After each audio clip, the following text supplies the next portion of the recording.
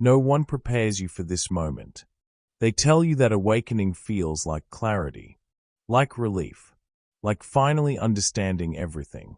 But then it happens, and instead of light, you feel something else. A strange pause inside you.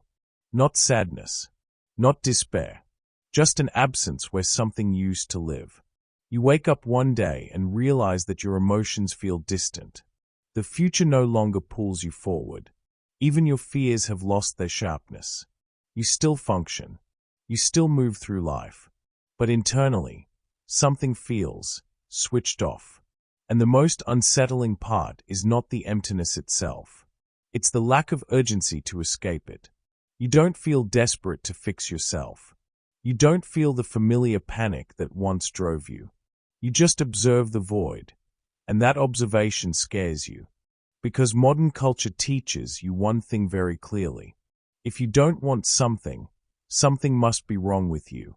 So questions start to arise. Is this depression? Did awakening strip me of my will to live?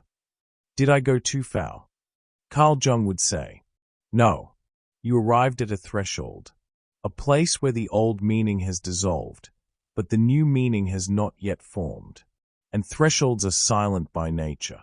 What you are experiencing is not emptiness, it is suspension.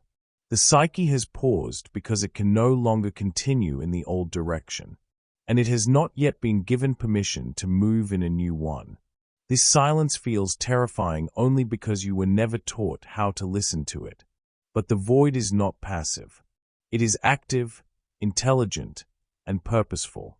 And before you try to escape it, you need to understand why it appears after awakening, not before. Before awakening, life has momentum, even when it hurts. You wake up with a sense of I should. You chase goals because you're supposed to. You endure relationships because that's what stability looks like. Even suffering has direction.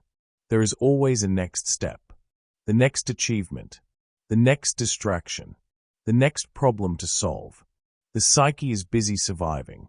Awakening interrupts this momentum. It reveals how much of your life was driven by unconscious forces.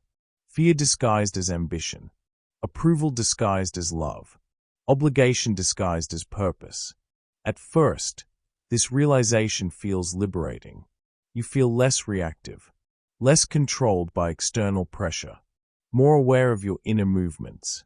But then something unexpected happens. The engine shuts down.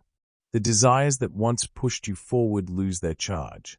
The goals that once defined you feel strangely artificial. The future no longer excites or terrifies you. It just feels distant. This moment is deeply misunderstood. People assume something has gone wrong because they equate desire with aliveness. But Jung understood that desire has layers. Much of what we want is not born from the self. It is born from adaptation. You wanted things because they promised safety, belonging, validation, control. When awakening dissolves these illusions, the psyche enters neutral space. Not emptiness, neutrality. This is why the void doesn't feel painful at first. It feels quiet, flat, unresponsive, and that flatness terrifies the ego, because the ego survives through movement. But the psyche cannot immediately replace false meaning with authentic meaning. First, it must stop, and stopping feels like death to a system trained on constant motion. One of the most uncomfortable truths revealed after awakening is this. Most of what you wanted was never truly yours. You wanted success because it promised worth. You wanted love because it promised safety. You wanted achievement because it promised identity. None of these desires were wrong. They were necessary at one stage of development. But they were borrowed desires, shaped by conditioning, fear, and survival. Awakening exposes this. And when borrowed desire collapses, nothing immediately replaces it. This is where people panic. They look at the void and say, I don't want anything anymore. I feel dead inside. I've lost my drive. But Jung would say, You didn't lose desire. You lost false desire. And the psyche cannot fake replacement. True desire does not respond to force. It emerges only when there is alignment. So the psyche waits. This waiting period feels unbearable to the ego because it removes urgency. There is no next goal to chase, no clear identity to perform, no illusion to hide behind. Life feels stripped down, and stripped down life feels meaningless to a mind trained on stimulation. This is why people try to escape the void, through productivity, through dopamine, through spiritual bypassing, through self-diagnosis. But every attempt to force desire back delays its real return, because authentic desire is born from the self, and the self does not respond to pressure. It responds to space, and space is exactly what the void creates. But here is where spiritual culture often makes a dangerous mistake.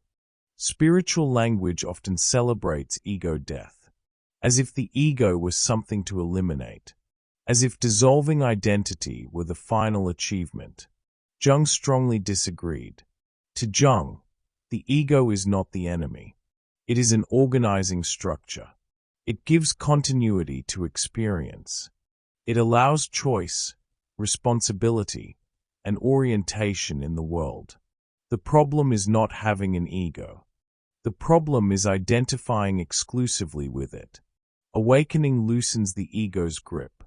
But when this loosening happens too quickly, without grounding, the ego does not transform. It collapses. And when the ego collapses prematurely, orientation disappears. You may notice a loss of direction, difficulty making decisions, a sense of floating outside your own life, emotional detachment or dissociation. This is not enlightenment. This is disorientation.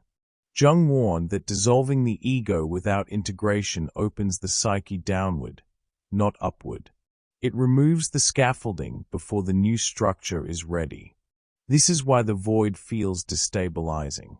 You are no longer anchored in who you were, but you are not yet rooted in who you are becoming. And when the ego steps back, something else begins to rise. Not light, not bliss, but content that was waiting beneath the surface. This is where the shadow enters the story. When the void appears, many people assume that nothing is happening. But Jung would say the opposite. The void is not inactivity. It is psychic reorganization. Before awakening, the psyche is busy maintaining balance at any cost. It suppresses what threatens stability. It prioritizes survival over truth. And this suppression works, until it doesn't. Awakening removes the distractions that once kept the system stable. The noise fades. The compensations weaken. And in that silence, what was hidden begins to move. This is the shadow, not as an enemy, not as a monster, but as unfinished life. The shadow contains everything that did not fit the identity you were required to become. You didn't reject these parts because you were weak. You rejected them because you were adapting. As a child, as a partner, as a professional, as someone trying to survive emotionally. You learned which emotions were welcome and which were not, which needs were acceptable and which were dangerous, which truths could be expressed and which had to be buried. Awakening disrupts this agreement. The psyche no longer spends energy holding these parts down, and so they rise. This is why the void often feels emotionally dense, not empty. People describe it as feeling heavy without sadness, feeling tired without physical cause, feeling irritated without a clear trigger, feeling numb, yet overwhelmed. This apparent contradiction confuses the mind. How can I feel nothing and too much at the same time?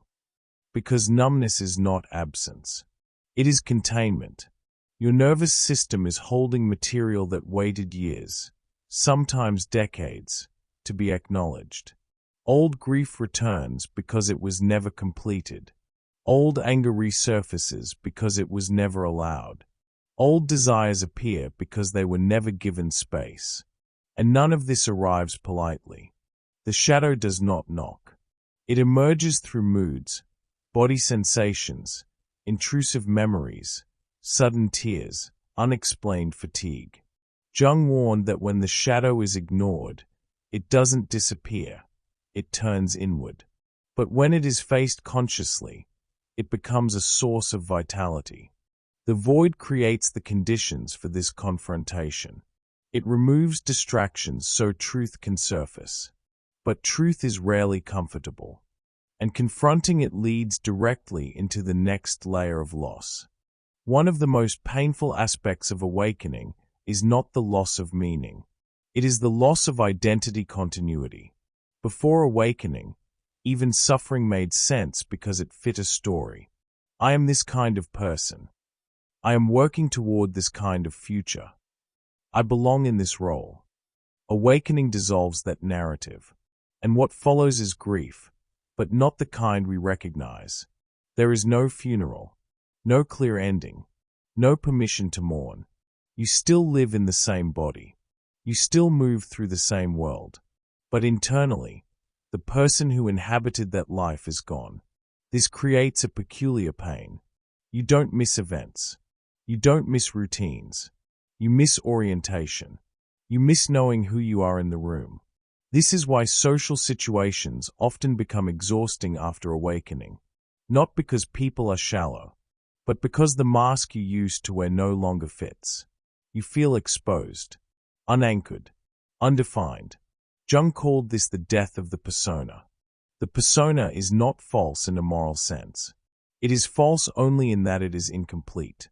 It is the compromise between who you are and what the world allows.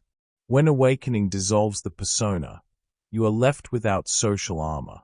You may feel invisible, misunderstood, or strangely detached from conversations you once participated in effortlessly. This produces loneliness even in company, and that loneliness can feel unbearable because it offers no immediate replacement. You don't yet know how to relate as your emerging self, so you retreat. You question everything. You wonder if something went wrong. But Jung would say this grief is not pathological. It is initiation. You are mourning a version of yourself that helped you survive, even if it also limited you. And mourning requires time, which leads us to a crucial distinction. Jung was deeply aware of the danger inherent in transformation. He knew that not every descent leads to rebirth. Some lead to disintegration. That is why he emphasized discernment. A transitional void has depth, not deadness.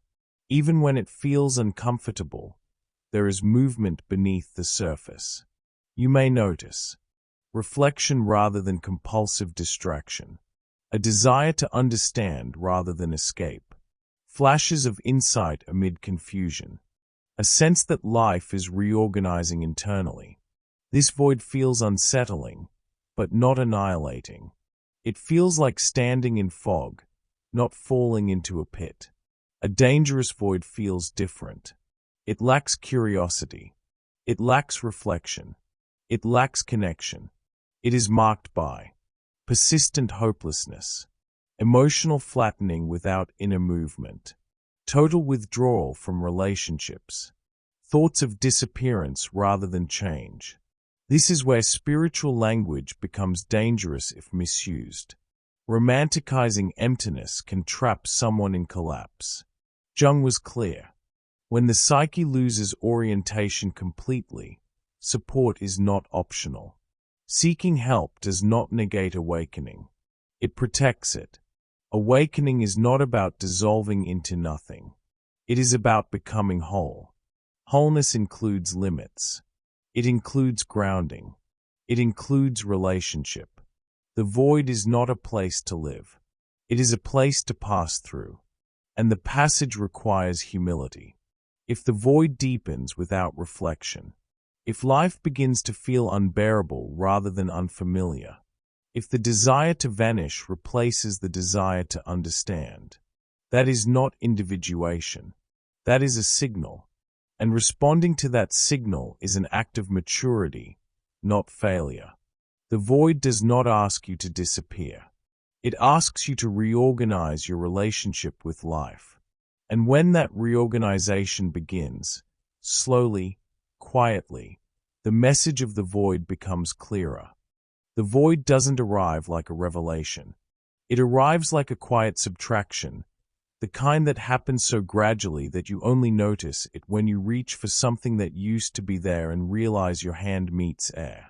Jung believed the psyche often teaches not by giving you more, but by withdrawing what no longer belongs to you.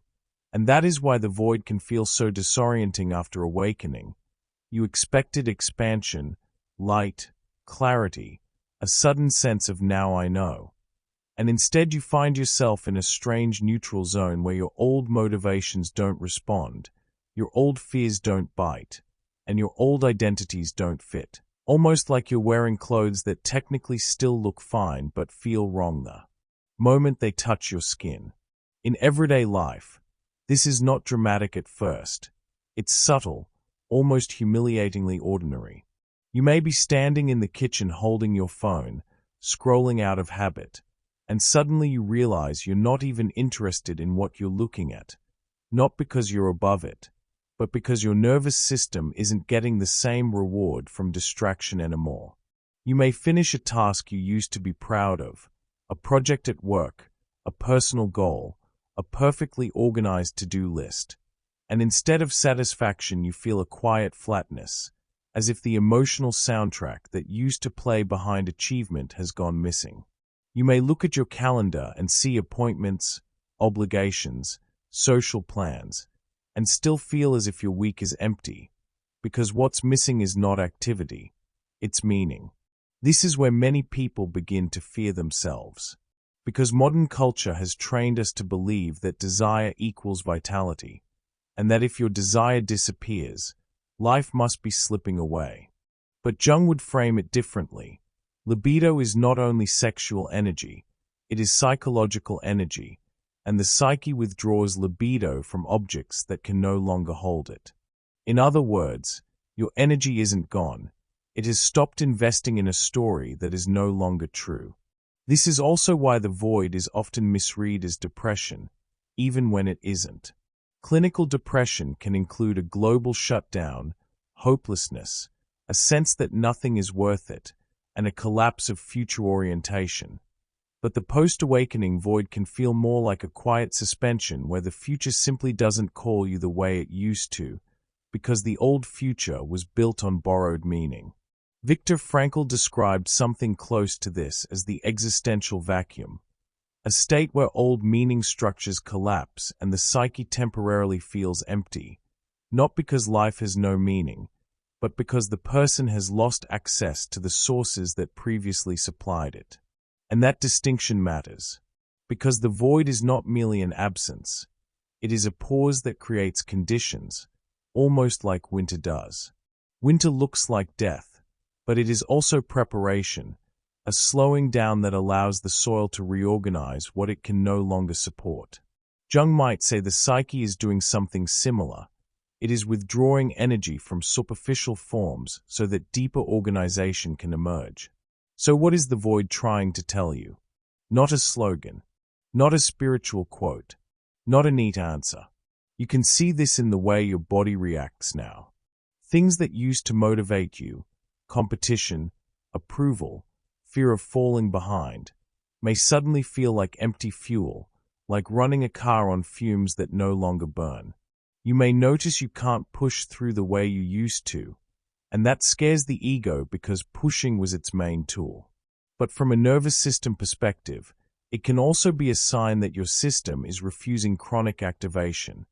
Trauma researchers describe how the body can move from fight or flight into freeze or collapse when pressure becomes too constant. And sometimes awakening removes the mental narratives that kept you in overdrive, revealing how exhausted your system actually is. So the void might be telling you, stop using urgency as identity. Stop using achievement as anesthesia. Stop using busyness to avoid the truth. And yet, here is where the retention moment lies. The void is not telling you to quit life. It is telling you to quit a life that was built around proving. This is why the void feels like a crisis of meaning. Because it is a crisis of meaning, but not in the way you think. It is not life is meaningless. It is my old meaning was insufficient. In existential therapy, this stage is sometimes described as the moment the person realizes that the meaning they were living for was borrowed, conditional, or defensive. And Jung would add that this is precisely where individuation begins, when the persona no longer works, and the psyche refuses to energize what is false, even if what is false once kept you safe. But there's a catch. The void doesn't immediately tell you what is true. It first removes what is not. And that's why you can feel stuck, because you're in the in-between.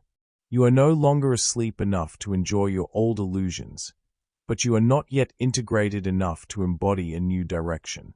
This is why people try to escape the void by filling it with productivity, stimulation, constant learning, spiritual identity, scrolling, overanalysis, relationships that recreate old dynamics, anything that gives the ego back a feeling of motion. But each time you do that, you drown out the message. Because the message of the void is subtle. It is not a voice. It is a shift. A small discomfort when you fake enthusiasm. A quiet nausea when you agree to something that betrays you. A strange relief when you cancel plans you didn't want. A calm clarity when you finally admit, I don't want to live like that anymore. And if you listen long enough, the void begins to show you the outline of a life you haven't built yet. Not through grand visions, but through quiet signals. What drains you, what feels false, what feels strangely peaceful, what feels honest even when it is uncomfortable. So yes, the void is trying to tell you something, but it doesn't speak in words. It speaks by removing the false, so that the true can become visible. And the next question becomes unavoidable. If the void is not the enemy, how do you live inside it without losing yourself? That's where integration begins. And that's exactly what we are going to move into next. One of the most misunderstood aspects of this phase is the belief that understanding the void intellectually is enough to move through it. Jung strongly disagreed with this. Insight without embodiment, he believed, does not lead to individuation, it leads to dissociation. Integration must happen in life, not only in thought. This becomes especially clear in everyday routines. People in the void often report that they feel disconnected from time, struggle to initiate simple tasks, or feel strangely overwhelmed by ordinary responsibilities like answering messages, maintaining routines, or planning ahead. This is not laziness. It is the ego recalibrating. The psyche is reorganizing its priorities, and until that reorganization stabilizes, life must become simpler. This is why grounding is not optional during this phase. Regular sleep, repeated routines, walking, cooking, physical presence, these are not distractions from the process. They are what contain it. Winnicott referred to this as the holding environment, the structures that allow deep internal change without psychological collapse. At the symbolic level, the unconscious becomes more active. Dreams intensify. Recurring images appear. Certain themes repeat across thoughts, memories, and emotional reactions.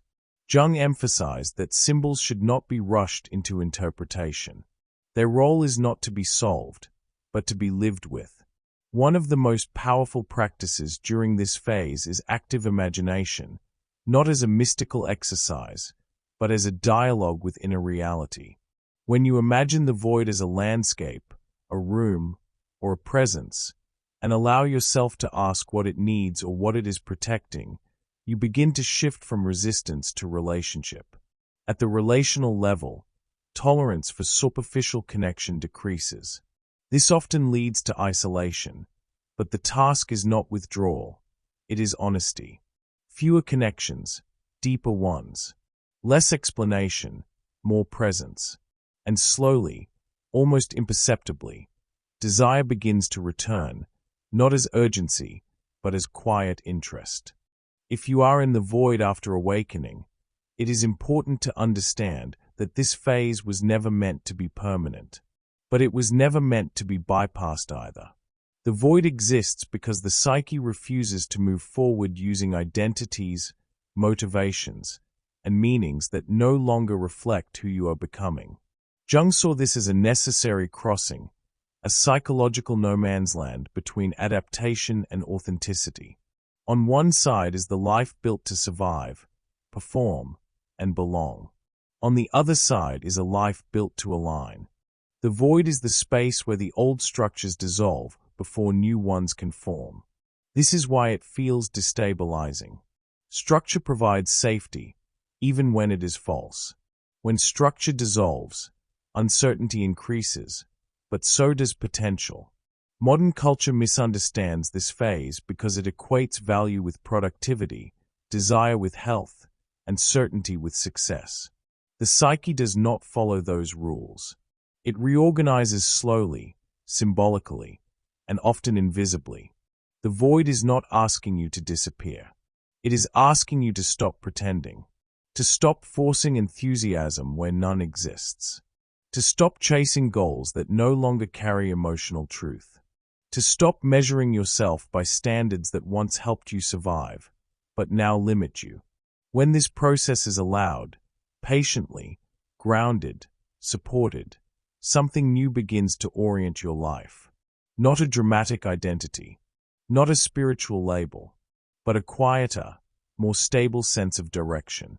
In the next video, we will explore the mistake that keeps people trapped in this phase far longer than necessary, the mistake of confusing emptiness with enlightenment, and how desire begins to return once the self, rather than fear or adaptation, starts guiding life.